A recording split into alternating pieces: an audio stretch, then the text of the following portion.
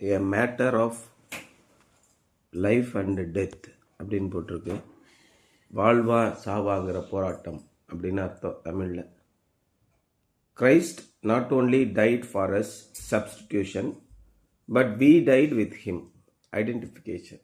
அதான் முதல் வசனம் என்ன சொல்லுது? 3ஆம் அதிகாரம் முதல் வசனம். நீங்கள் கிறிஸ்துவுடனே கூட எழுந்தது உண்டானால், கிறிஸ்துவுடனே கூட எப்படி உயிரோடு எழ முடியும்? ஏற்கனவே செத்துருக்கீங்கன்னு அர்த்தம். இனி நான் அல்ல, அதான் இந்த புதிய ஆண்டு இருக்குல்ல, அதில் ஒரு உடன்படிக்கை எடுப்போம்ல, உமக்கே சொந்தம் அப்படின்னு. அப்போ கிறிஸ்துவுடனே கூட நீங்கள் எழுந்துவதுண்டானால் இந்த உலகத்தில் இருக்கிறவைகளே அல்ல, மேலானவைகளே நீங்கள் நாடுங்கள். நேற்று தான் முடித்தோம். சமாதானத்திற்கு ஆனால் ரகசியம் என்ன அப்படின்னா, பவுல் மேலானவைகளே நாடினார். நான் இந்த உலகத்திலே உயிரோடு இருந்தாலும் உங்கள் எல்லாருக்கும் நல்லது, உங்களையெல்லாம் பார்த்து நான் சந்தோஷமாக இருப்பேன். ஸோ ஒருவேளை எனக்கு தண்டனை விதித்து என்னுடைய கழுத்தை வெட்டிட்டா கூட பரவாயில்ல, நான் இயேசுவோடு கூட ரொம்ப சந்தோஷமாக இருப்பேன் அப்படிங்கிறார். அப்போ அவருடைய தேடல் எல்லாம் மேலானவைகளாக இருக்கிறது. அப்படியானா நம்ம சன்னியாசி வாழ்க்கைக்கு போயிடுவோமா? ஒரு காவி உடையை கட்டிக்கிட்டு ஒரு கமண்டலத்தை எடுத்துக்கிட்டு யாராவது பிச்சை போட்டா வாங்கி தின்னுட்டு அந்த மாதிரி போவோமா? அப்படி இல்லை. அதான் இயேசு கிறிஸ்து யோவானில் ஜெபிக்கிறாரு, பிதாவே, நான் இந்த உலகத்தான் அல்லாதது போல இவர்களும் இந்த உலகத்தார் அல்ல, அதற்காக இவர்களை நீர் இந்த உலகத்திலிருந்து எடுத்துக்கொள்ள வேண்டும் என்று நான் வேண்டிக் கொள்ளாமல் நீர் இவர்களோடு கூட இருக்க வேண்டும் என்று வேண்டிக் கொள்கிறேன். இந்த உலக வாழ்க்கையை வாழ வேண்டும், அதை திருப்திகரமாக வாழ வேண்டும், நிறைவாக ஆசீர்வாதமாக வாழ வேண்டும். எப்பேற்பட்ட ஆசீர்வாதம் உள்ளவர்களாக வாழ வேண்டும் அப்படின்னு எபிரேயர் 11ஆம் அதிகாரத்திற்கு விசுவாசத்தினாலே ஆபிரகாமில் ஆரம்பித்து எல்லாம் வரிசையாக சொல்லிட்டு வருவார். ராகாப், எப்தா, தாவீது, இன்னும் எத்தனை பேரை நான் சொல்லட்டும். இவங்க எல்லாமே மேலானவைகளை பெற்றார்கள், மிகப்பெரிய ஆசீர்வாதங்களை பெற்றார்கள், போரிலே வெற்றி பெற்றார்கள், நாட்டை ராஜ்யங்களை ஜெயித்தார்கள் விசுவாசத்தினாலே. அப்படி சொல்லுவார். என்னென்ன ஜெயித்தாங்க? ராஜ்யங்களை ஜெயித்தார்கள், எல்லாத்தையும் வென்று நம்பர் 1 இருந்தாங்க இந்த உலகத்தில். அவர்கள் எல்லாம் மேலானவைகளை நாடினார்கள். அப்போ மேலானவைகளை நாடும்போது நாம் நிச்சயமாக இந்த உலகத்திலே மிகச்சிறந்தவர்களான வாழ்க்கை வாழ வேண்டும். கீழானவைகளை நாடும்போது அவர்கள் அழிந்து போகிறார்கள். அதான் சொல்கிறார், பண ஆசையே எல்லா தீமைக்கும் வேறாக இருக்கிறது, ஐஸ்வர்யத்தின் மேல் நம்பிக்கை வைக்காதீங்க, ஐஸ்வர்யமானது தனக்கு ரெக்கைகளை உண்டு பண்ணி கொண்டு பறக்கும் அப்படின்னு. இன்றைக்கி பணம் ஒருத்தன்ட்டு இருக்கும், நாளைக்கு இன்னொருத்தன்ட்டு இருக்கும்.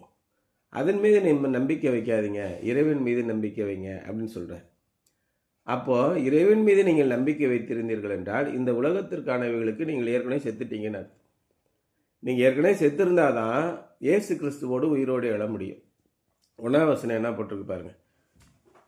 கொலோசியர் 3ஆம் வசனம் 1ஆம் அதிகாரம் 1ஆம் வசனம் பாருங்க. நீங்கள் கிறிஸ்துவுடனே கூட எழுந்தது உண்டானால், கண்டிஷன் அது, if you have risen with Christ, condition இருந்தால் தான். அப்படி இல்லைங்க, கிறிஸ்துவுடனே கூட நாங்கள் இழக்கவும்லாம் ஒன்றும் கிடையாது, அப்போ போய் நீ சாக்கடையில் கடை, கீழானவைகளை தேடு. நீங்கள் கிறிஸ்துவுடனே கூட எழுந்தது உண்டானால், ஏற்கனவே மரித்து இந்த உலகத்தில் உள்ளானவைகளின் மீது நம்பிக்கை வையாமல் கிறிஸ்துவின் மீது நீங்கள் 100% நம்பிக்கை வைத்து அவரோடு கூட மரித்து உயிரோடு எழுந்தது உண்டானால், கிறிஸ்து தேவனுடைய வலது பார்த்தில் வீற்றிருக்கும் அந்த இடத்தில் உள்ள மேலானவைகளையே நாடுங்கள் அப்படின்னு சொல்லி சொல்கிறார். எவ்வளோ அற்புதமான ஒரு வசனம் பாருங்க. But we died with him, கிறிஸ்துவோடு கூட இந்த உலகத்திற்கு நாமும் மரித்து போயிட்டோம். நானும் கிறிஸ்துவை சேர்ந்தவன். பேதுருவை பார்த்தோடனே என்ன சொன்னாங்க அந்த வேலைக்காரி? இங்கே நீ நான் கூட தானே இருந்த அப்படின்னு கேட்குறான். ஏன்னா உன்னுடைய பேச்சு தெரியுது, உன்னுடைய வாழ்க்கை தெரியுது, உன்னுடைய நடத்தையெல்லாம் எனக்கு தெரியுது, நீ கிறிஸ்துவை உடையவன். இல்லை, நான் கிறிஸ்துவை உடையவன் கிடையாதுன்னு சத்தியம் பண்ணிகிட்டு இருக்கான். எதுக்கு? இந்த உலகத்தில் உள்ளவைகளை தேடினான். இந்த உலகத்தில் நம்மளை கைது பண்ணிடுவாங்களோ, நம்ம கழுத்தை வெட்டிடுவாங்களோ, இந்த உலகத்தின் வாழ்க்கை தோல்வி. ஆமாம், இயேசுவோட ஆள் தாண்டா, எதுக்குடா அவனை பிடிச்சிங்க? நீ யோக்கியனாக இருந்தால் சொல்லு, அவர் மேலே என்ன குறை சொல்ல, பொய் தான் சொன்னீங்க அப்படின்னு சொல்லியிருந்தா எனக்கு கதையே வேறு இல்லையா? அப்போ அப்படி செய்தவர்கள், இரத்த சாட்சிகளாக மரித்தவர்கள் இன்றளவும் நினைக்கப்படுகிறார்கள். மிக உயர்ந்த இடம். அதான் பிஷப் சொன்னார்ல, விசுவாசிகள், பின்பற்றுபவர்கள், சீடர்கள், இரத்த சாட்சிகள், இப்படி சொன்னார்ல. அப்போ எப்பேற்பட்ட இடத்தை பின்னாடி அடைகிறான். ஒருத்தன் மனங்கசந்து அழுது இயேசுவின் இடத்துல திரும்பிட்டான் பேதுரு. இன்னொருத்தன் மனங்கசந்து அழுது தற்கொலை பண்ணி செத்து போயிட்டான். இதை நீ இயேசுவோடு கூட உங்களை நீங்கள் அடையாளப்படுத்திக் கொள்ளுங்கள்னு சொல்கிறார். Christ not only died for sin, bearing its penalty, he also died unto sin, breaking its power. இயேசு கிறிஸ்து பாவத்திற்காக மாத்திரம் அதன் தண்டனையிலிருந்து நம்மளை காப்பாற்றுவதற்காக நமக்காக மட்டும் மரிக்கவில்லை. அவர் பாவத்திற்கென்று மரித்து பாவத்தின் வல்லமையை முடித்தார். இன்றைக்கு பாவ கட்டுகளிலிருந்து உங்களால் விடுதலை அடைய முடியுமா அப்படின்னு கேட்டிங்கன்னா அடைய முடியாது. இயேசு கிறிஸ்துவினால் மாத்திரமே நீங்கள் அடைய முடியும். நல்ல கருத்துக்கள் எல்லா மதங்களிலுமே உண்டு. ஆனால் யாராலையுமே அதை பின்பற்ற முடியாது. அந்த மத தலைவர்களும் பின்பற்ற முடியாது. அந்த மதத்தினர் கும்பிடுகிற அந்த தெய்வங்களும் பின்பற்ற முடியாது. உலகத்தில் 2 மனைவியை கட்டிக்கொள்ளக்கூடாது அப்படின்னு எல்லா பிள்ளைகளுக்கும் தெரியும், எல்லா தகப்பனுக்கும் தெரியும், எல்லா தாய்க்கும் தெரியும், எல்லா சகோதரிக்கும் தெரியும். ஆனால் 2 மனைவிகள் 3 மனைவிகளுடைய தெய்வத்தை நீங்கள் எப்படி கும்பிட முடியும்? அப்போ அந்த தெய்வத்தாலே முடியாது அப்படின்னு அர்த்தம். அப்போ பாவம் செய்வதை தெய்வத்தால் கூட முடியாது அப்படின்றத அந்த மதங்கள் போதிக்கின்றன. ஆனால் இயேசு கிறிஸ்து என்ன சொன்னார்? நீ பாவம்தான், பாவம்தான்.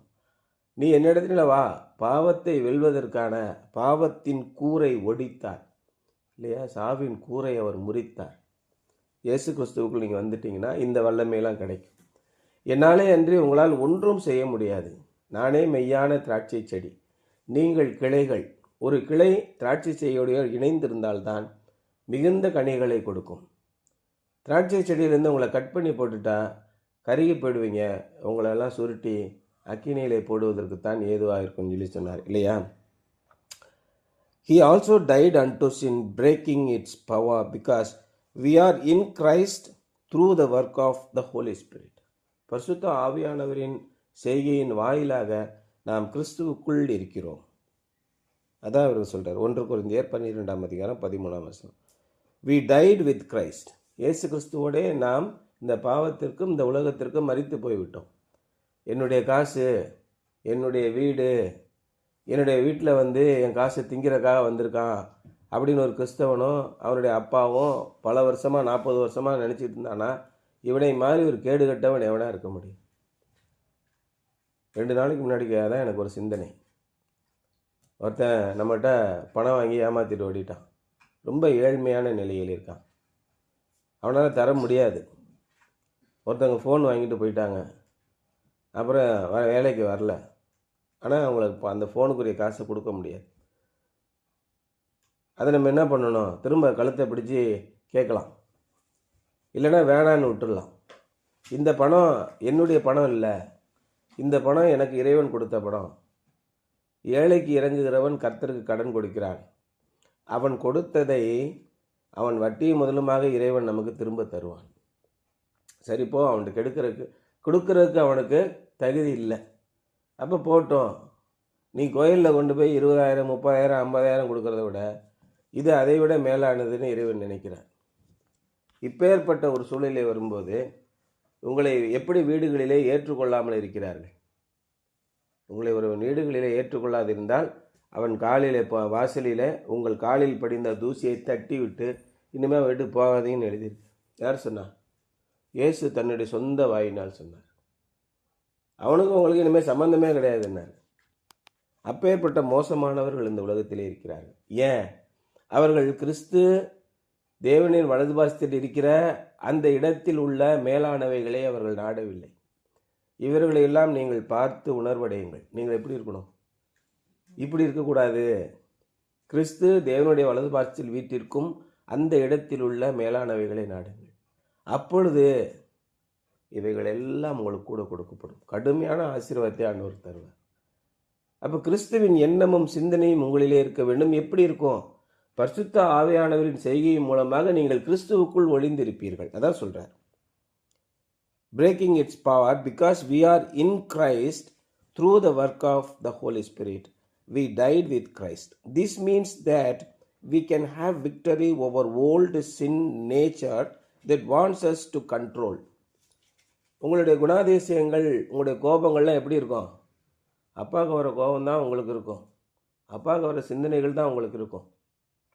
நீங்கள் மறுபடியும் பிறக்கும்போது திடப்படுத்தல்னா என்ன? நீங்கள் பரிசுத்த ஆவியினாலே மறுபடியும் பிறக்கிறீர்கள். அன்றைய தேதியிலிருந்து நீங்கள் மிகுந்த எச்சரிக்கையாக இருக்க வேண்டும். நீங்கள் தேவனுடைய பிள்ளைகள். தேவனுடைய குணாதிசயம் உங்களுக்குள் இருக்க வேண்டும். தேவன் உங்களை உறுதிப்படுத்தி கொண்டார். நீங்கள் தேவனிடத்திலே போய், ஆண்டவரே, நான் இனிமே உங்களுடைய பிள்ளையாக வாழ்வேன் உறுதியாக. இதுக்கு முன்னாடி நாங்கள் சொன்னோம், இந்த பிள்ளையை எப்படியாவது நாங்கள் உங்களுக்குள்ளே வளர்த்துறோம் ஆண்டவரே. அது ஞான ஸ்நானம். இப்போ நீங்கள் திடப்படுத்தல் வாங்கிட்டீங்க. மிகுந்த எச்சரிக்கையான வாழ்க்கை வாழ வேண்டும். நீங்கள் கிறிஸ்துவுக்குள் இருக்கிறீர்கள். கிறிஸ்துவின் சிந்தனையே உங்களை ஆழக்கடவுள். எப்போ பார்த்தாலும் கிறிஸ்துவின் சிந்தனை எப்படி இருக்கணும்? அதில் வசனம் என்ன போட்டிருக்கு? சங்கீதங்களினாலும் ஞான பாட்டுகளினாலும் இதை நீங்கள் கண்டிப்பாக செய்யணும். இறைவனுக்காக நீங்கள் அந்த பாடல்களை பாடுங்கள். இறைவன் மிகுந்த மகிழ்ச்சி கொள்கிறார். இறைவனுடைய மனதை மகிழ்ச்சி கொள்ள அளவுக்கு நீங்கள் பாடல்களை போடுங்க. உங்களுக்கு எதுக்கு திறமைகளை ஆண்டவர் கொடுக்குறார்? அலட்சியமாக இருக்காதீங்க. நீங்கள் அப்படி செஞ்சுட்டு எனக்கு ஆண்டவர் ஆச்சரியக்கலாம், நான் இவ்வளோ தூரம் ஆண்டவருக்காக பாடுன்னு சொல்லுங்கள் பார்ப்போம். ஆண்டவர் உங்களோட பேசுவார். வழக்காடுவோம் வாருங்கள் என்று கர்த்தர் சொல்லுகிறார். என்ன விதத்தில் உங்களுக்கு துரோகம் பண்ணன்னு கேட்குறீங்களே, வாங்க, நான் உங்களுக்கு விளக்கமாக சொல்கிறேன். உங்களோடு கூட ஆண்டவர் பேசுவார் தனிப்பட்ட விதத்தில்.